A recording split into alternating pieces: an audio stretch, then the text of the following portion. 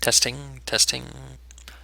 With this one, we're asked to solve this logarithmic equation, and this one deals with natural logarithms.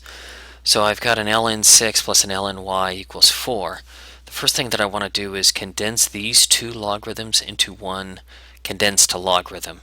So because it's an addition sign here, means I'm going to multiply these two 6 times y. So I've got the natural logarithm of 6 times y equals 4.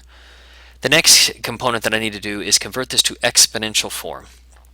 Now this is where it becomes important to understand what the base of this natural logarithm is. It's not written there. This is kind of a shorthand, if you will, that we use in mathematics. The base on this natural logarithm here is actually the number e. So that's a key component that you want to do, because when we convert it back to exponential form, we're going to use that e. This is the number e, not the letter e, but a number e.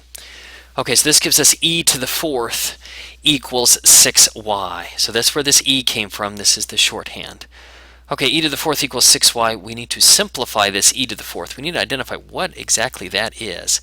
So we'll do that on a calculator. We'll bring in a calculator. I'll clear this all out. E is this button that's found right above this ln. It says e to the x. And it's in blue, blue indicating that we need to hit this second button first. So I'll hit second ln. That gives me my e to a certain power. And we know that this particular one is e to the fourth, so I'm just going to type in 4, e to the fourth, and I'll hit enter. And it gives me this big, long decimal. Now, the answer asks you to round it to the nearest thousandth. Do not round this one now to the nearest thousandth. More than likely you will get the wrong answer because you rounded too soon. I'm going to show you a shortcut in which you do not round this one at all.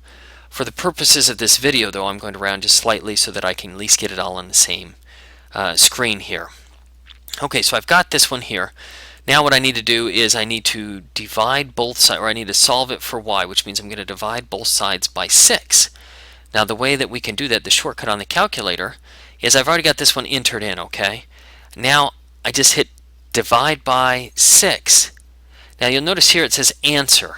So when I hit divide by, it says take this previous answer and divide it by 6. Which is exactly what we want. Now notice I didn't round it all. It keeps this big long number.